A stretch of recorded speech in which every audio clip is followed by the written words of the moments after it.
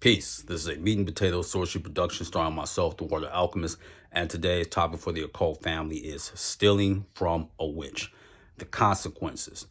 One of the things that a lot of humans or vindictive individuals love doing is stealing from you, either to be petty or out of some measure of desperation.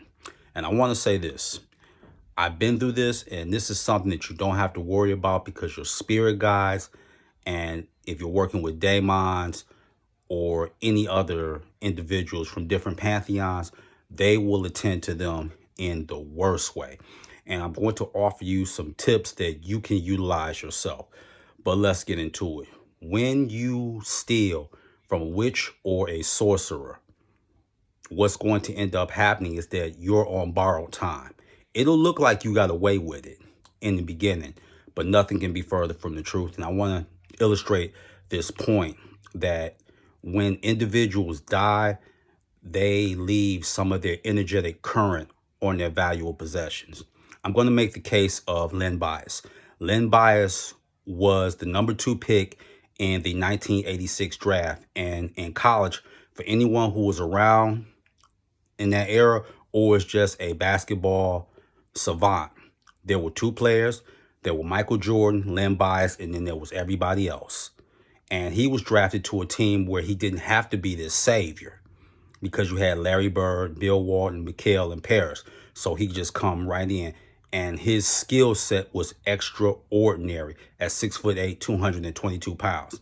But once he passed away in June of 1986 due to cocaine usage, what had happened is that his jersey was hung up in a Maryland pub.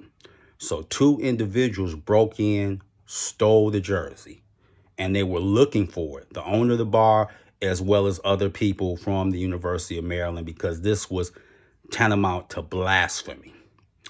Short story short, what ended up happening is that it was 2 people from a fraternity that stole it. A woman called in and let them know. And what happened was the jersey was returned in a box, no return address. But the story goes is that the 2 individuals who stole it and just took pictures that they had it, each one of them met hardships, spiritual hardships. Everything that could go wrong for them went wrong for them, and they returned the jersey. And that's going to have the same thing. This has even happened to Mentor. Someone had stole one of my spell grimoires. Well, wasn't nothing I could do about it. But 6 months later, passing by, this individual was homeless and staying out of a hotel, and they ended up kicking him out of that hotel.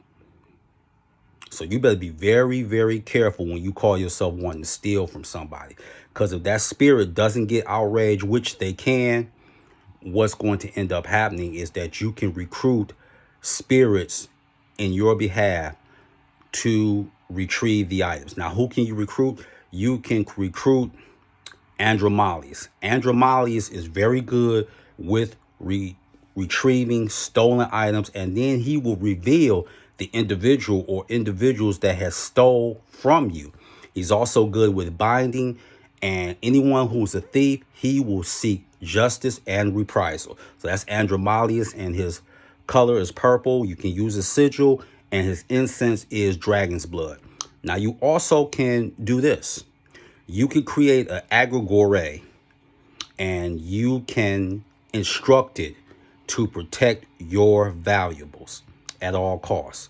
Even though egregores, it is said that they have an expiration date, that's only if you set the metaphysical timer. They can remain as long as you need them to.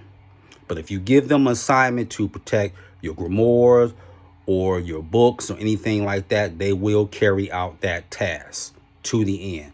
So those are 2 things that you can do.